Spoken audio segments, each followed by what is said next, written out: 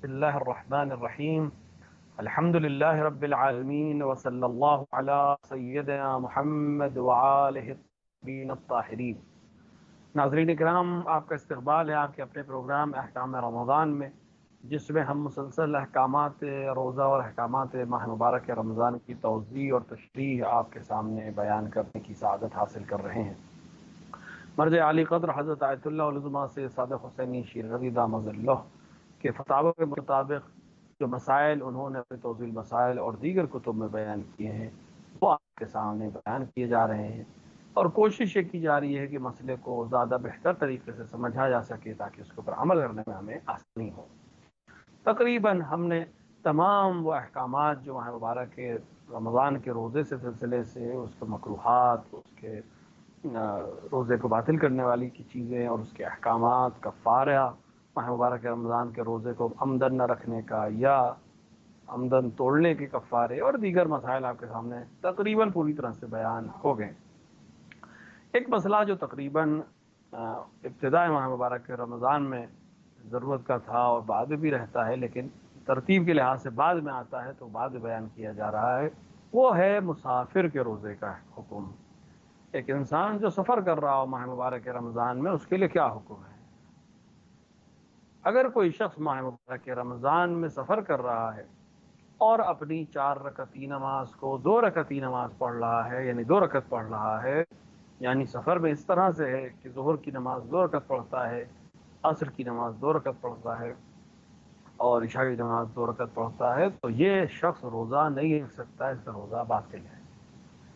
اگر انسان معصیت کا سفر کر رہا ہو جس کے اندر نماز قصر نہیں ہے تو اس کے لیے روزہ بھی قصر نہیں ہوگا۔ لیکن اگر کوئی شخص نماز قصر پڑھتا ہے تو اس کا روزہ اپنے آپ قصر ہو جائے گا۔ البتہ اس کے بہت سے مسائل ہیں، وہ بھی انشاءاللہ آپ کے سامنے بیان ہیں۔ اگر کوئی انسان جس کا کام ہی سفر کرنا ہے، ڈرائیور ہے، ٹیکسی چلاتا ہے، ٹرین چلاتا ہے، پائلٹ ہے، پلین اڑاتا ہے، ایسے انسان کو کثیر سفر کہتے ہیں۔ اس کے لیے تمام احکامات وہی ہیں جو عام آدمی کے لیے ہوتے ہیں، یعنی اس لیے نماز قصر نہیں ہے، سفر کے دوران بھی یہ روزہ رکھے گا، تمام احکامات ویسے ہی رہیں گے جیسے روزے، کیونکہ اسی لیے میں نے عرض کیا کہ جہاں پر نماز قصر ہے وہیں روزہ قصر ہوگا۔ تو آدمی جو مسافر ہے وہ کثیر سفر ہے، وہ جانتا ہے کہ اس کی نماز قصر نہیں ہے تو اس کا روزہ بھی قصر نہیں ہوگا۔ اور ایک ایسا مسافر جو معصیت سفر پہ ہو، اس کی نماز بھی قصر نہیں ہے، لہذا اس کا روزہ بھی قصر نہیں ہے۔ لیکن ایک عام انسان جو کبھی کبھی سفر کرتا ہے، جس کا کام مشغلہ سفر کرنا نہیں ہے، وہ اگر سفر کرے ماہ مبارک رمضان میں تو اس کا روزہ قصر ہو جائے گا۔ اب اس میں کئی صورتیں بنتی ہیں۔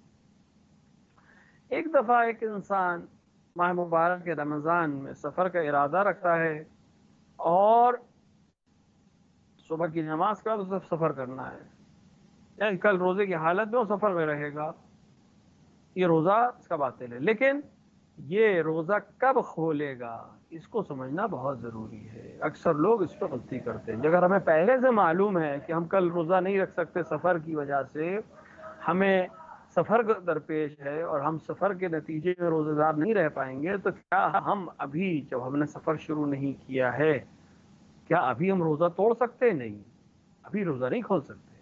ابھی تو آپ وطن میں ہیں، ابھی تو آپ ایسی جگہ ہیں جہاں پر روزہ رکھنا ہے، تو اب آپ روزہ رکھیں گے، پھر آپ سفر شروع کریں گے۔ یہ سفر جب آپ کا اپنے شہر سے باہر نکل جائیں اور حد ترخص تک پہنچ جائیں تب آپ کا روزہ باطل ہوگا۔ اور یہ سفر بھی ضروری ہے کہ مسافت شرعی یعنی 4 فرسخ کو پورا کرتا ہو، آنا جانا ملا کے 8 فرسخ ہو، یعنی آنا جانا ملا کر تقریباً 45 کلومیٹر بنتا ہو، تب اس انسان کو روزہ قصر ہوگا۔ مثال کے طور پر آپ اپنے شہر سے نکلے اور 10 کلومیٹر کی کسی جگہ پہ جا رہے ہیں، سفر ہی ہے لیکن یہ روزہ قصر نہیں ہوگا۔ 15 کلومیٹر دور ایک جگہ جا رہے ہیں، یہ روزہ قصر نہیں ہوگا جب تک 22.5 کلومیٹر آپ سفر نہیں کرتے، اور واپسی کا سفر بھی اتنا ہی نہیں ہے، ملا کے 45 کلومیٹر کا تقریباً سفر، تب تک روزہ قصر نہیں ہوگا۔ دوسری چیز اس میں یہ کہ یہ سفر آپ کا ظہر سے پہلے شروع ہونا چاہیے. اگر ظہر کے بعد آپ سفر شروع کرتے ہیں تو آپ کا روزہ باطل نہیں ہوگا. آپ نے روزے کو جیسے رکھ رہے تھے ویسے ہی رکھیں گے جب تک حالانکہ آپ سفر میں ہیں. جب جہاں پر بھی آپ کا سورج غروب ہو جائے اور مغرب کی اذان کا وقت ہو جائے آپ روزہ کھولیں گے. آپ عام روزے دار کی طرح رہیں گے, جس شہر میں بھی ہوں, جس مقام پر بھی ہوں, روزہ کنٹینیو رکھیں. تو پہلا مسئلہ اس میں یہ ہے کہ جو انسان وہ مسافر جو 4 رکعتی نماز کو 2 رکعتی پڑھ رہا ہے اس کو روزہ نہیں رکھنا چاہیے. اور جو مسافر جو نماز کو پورا پڑھتا ہے, جیسے جس کا کام ہی سفر کرنا ہے یا جو معصیت کے سفر پہ ہے, وہ روزہ بھی پورا رکھے گا. اب سوال یہ کہ ماہ مبارک رمضان میں ہم سفر کر سکتے ہیں؟ ہاں کر سکتے ہیں. ماہ مبارک رمضان میں سفر کرنے میں کوئی حرج نہیں ہے. ہاں اس کے جو احکامات ہیں جس کی تفصیل آ ہی رہی ہے وہ آپ کو رعایت کرنی ہوگی. لیکن اگر کوئی اس لیے سفر کرے کہ مجھے روزہ نہ رکھنا پڑے, کیونکہ اگر میں سفر کروں تو مجھے روزہ نہیں رکھنا پڑے گا, روزے سے بچنے کے لیے اگر کوئی انسان سفر کرے تو یہ مکروہ ہے. البتہ مکروہ ہے, حرام نہیں ہے.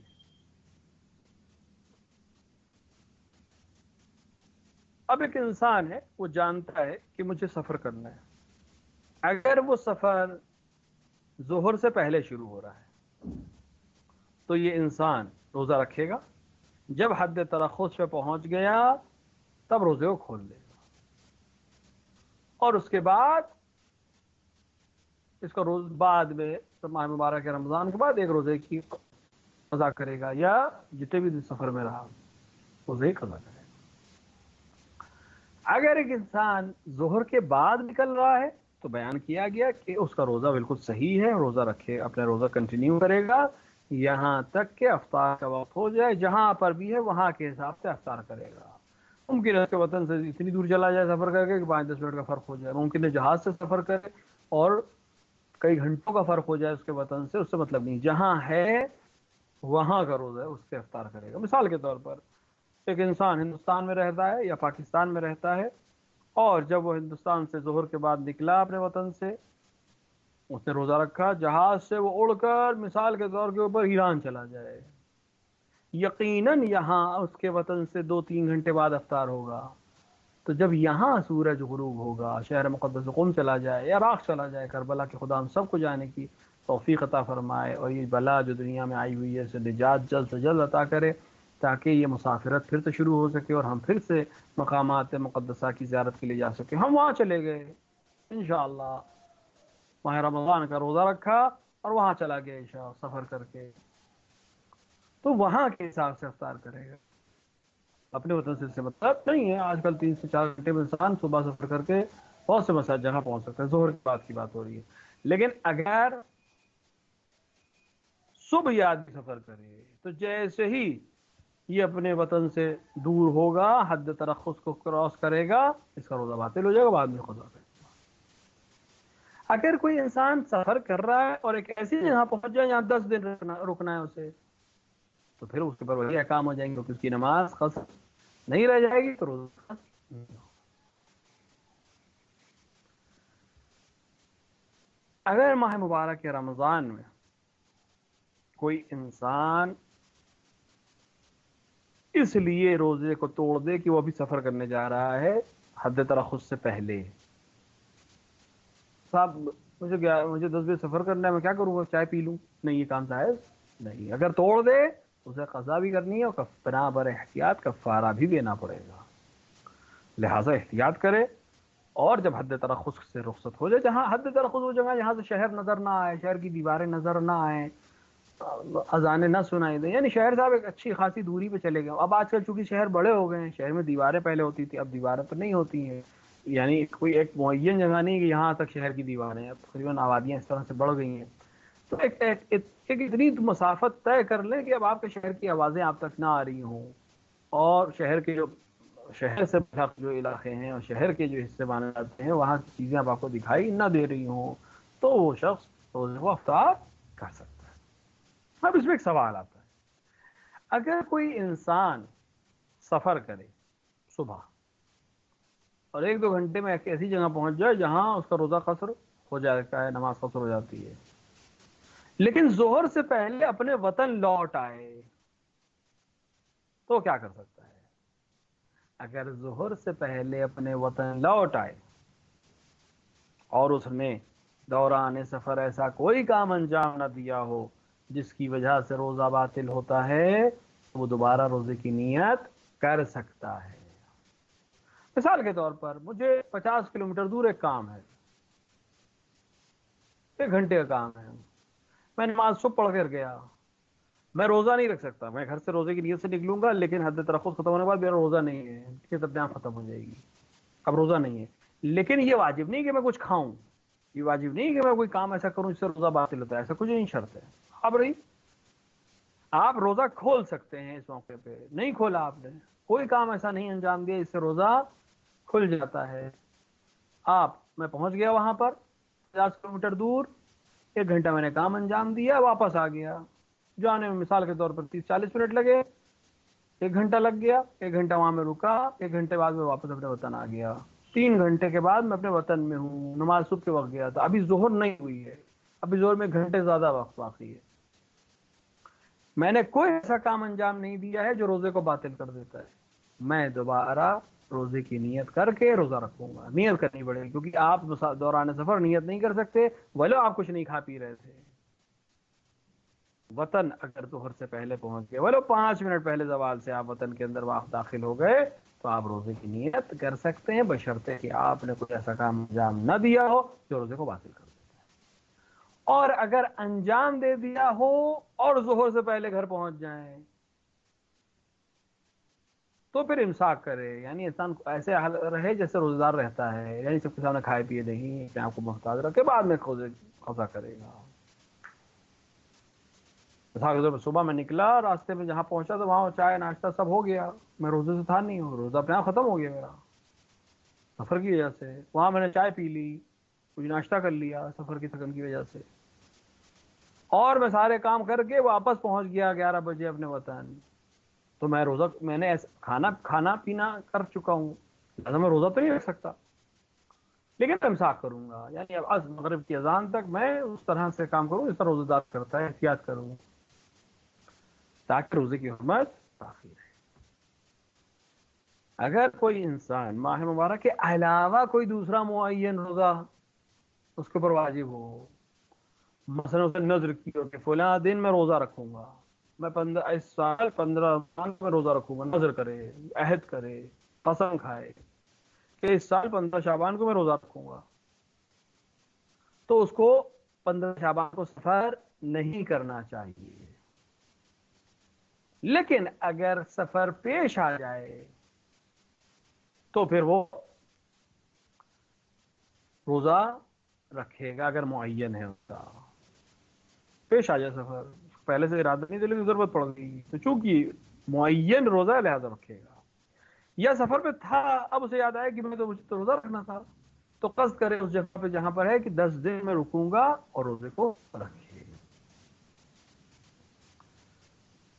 اگر انسان نظر کرے کہ وہ روزہ رکھے گا لیکن دن معین نہ کرے، میں ایک روزہ رکھوں گا، میں قسم کھا رہا ہوں میرا فلاں کام ہو جائے میں روزہ رکھوں گا، میں نظر کرتا ہوں میرا فلاں کام ہو جائے میں تو روزے رکھوں گا، وہ کام ہو گیا، اب اسے روزے رکھنے ہیں لیکن دن معین نہیں، تو جس دن مسافرت ہے اس دن وہ روزہ نہیں رکھ سکتا، وہ اسی دن روزہ رکھ سکتا ہے جس دن مسافرت نہ کر رہا ہو۔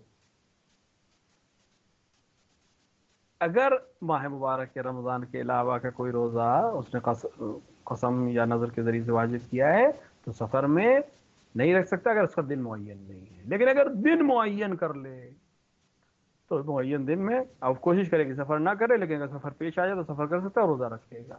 اسی طرح اگر نظر کرے کہ میں فلاں تاریخ کو روزہ رکھوں گا چاہے میں گھر پہ رہوں چاہے میں سفر پہ رہوں، تو پھر وہ اگر سفر میں بھی ہوا تو اس کے اوپر روزہ واجب رہے گا معین دن کا اور روزہ رکھے گا۔ یہ ماہ مبارک رمضان کے علاوہ کی روزے کی بات ہو رہی ہے جو قسم یا نظر یا عہد کی وجہ سے اس کے اوپر واجب ہو جائے۔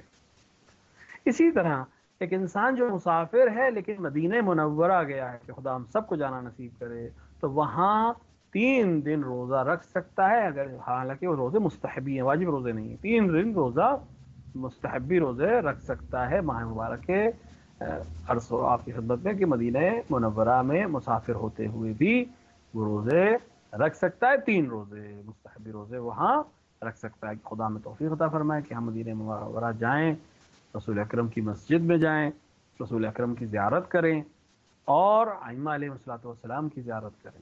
ماہ مبارک رمضان تقریباً تمام ہونے پہ اور ہم مسلسل آپ سے عرض کر رہے ہیں کہ مرجع علی قدر خلطات اللہ علیہ سے صادق حسین شیرازی دامت اللہ اس بات پر تاکید فرما رہے ہیں کہ یہ بہترین موقع ہے، یہ وقت ہے، یہ زمانہ ہے کہ ہم رسول کی نیکیوں کو، رسول کی خوبصورتی کو دنیا تک پہنچائیں، رسول کے عمل کو دنیا تک پہنچائیں، تاکہ دنیا جانے کہ رسول خوبیوں کا رسول تھا، رسول اخلاق کا رسول تھا، رسول عظمتوں کا رسول تھا.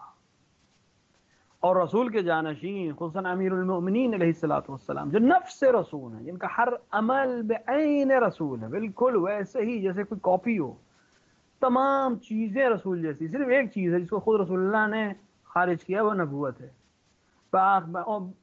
ماں سوائے نبوت ہر وہ چیز جو رسول اللہ نے انجام دی اور رسول اللہ جس فضیلت پر ہے وہ امیر المومنین کی ہوگی. نفس رسول ہے قول قرآن اور خدا.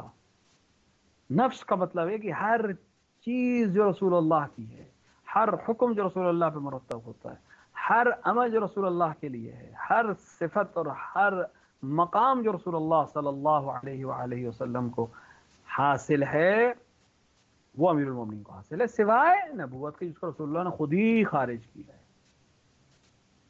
یعنی جو تعظیم رسول اللہ کی ہے وہی امیر المومنین کی، جو احترام رسول اللہ کا ہے وہی احترام امیر المومنین کا ہے. جس طرح رسول اللہ واجب الاطاعہ ہے اسی طرح امیر المومنین علیہ الصلوۃ والسلام واجب الاطاعہ ہے. جس طرح ان کی شخصیت دنیا تک پہنچنی چاہیے اسی طرح امیر المومنین کی شخصیت دنیا تک پہنچنی چاہیے. دونوں مظلوم ہیں، دونوں کی شخصیت دنیا تک نہیں پہنچی. جب اتنے واضح افراد کی شخصیت ابھی دنیا تک نہیں پہنچی ہے تو دیگر ائمہ کی تو بات بالکل مختلف ہو جاتی ہے. رسول اللہ دنیا میں جانے جاتے ہیں لیکن کیسے؟ جیسے بتائے گئے. ہماری ذمہ داری ہے کہ رسول کو ویسے بتائیں جیسے وہ تھے.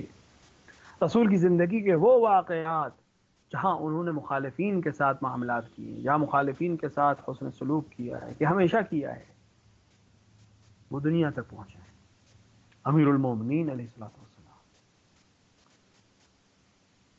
جس طرح سے عمل کیا اپنے مخالفین کے ساتھ، خوارج جیسے ضدی ہٹ دھرم اور قرآن کو صرف تلاوت کرنے والے اور نہ سمجھنے والی قوم کے ساتھ کس طرح سے وہ خوارج جو قتل و غارت کر رہے تھے، لوٹ پاٹ کر رہے تھے، ان کے ساتھ امیر المومنین نے کس طرح سے برتاؤ رکھا اور برتاؤ کیا. یہ دنیا تک جانا ضروری ہے. تو اس کے لیے ضروری ہے ہم پہلے جانیں، ہم جانیں تاکہ ہم دنیا تک پہنچ سکیں. خدا ہمیں توفیق عطا فرمائے کہ ہم امیر المومنین رسول اکرم کے کردار کو سمجھ سکیں، جان سکیں، خود بھی عمل کریں اور دوسروں تک اس کو پہنچا سکیں، تاکہ ہمیں خدا توفیق عطا فرمائے کہ ہم ان احکامات کو جان سکیں، سمجھ سکیں اور اس کے اوپر عمل کر سکیں. دعاؤں میں یاد رکھیے گا، ہم آپ کو دعا میں یاد رکھیں گے، آپ ہمیں دعا میں یاد رکھیے گا. والسلام علیکم ورحمۃ اللہ وبرکاتہ. وصلی محمد وآلہ الطیبین الطاہرین.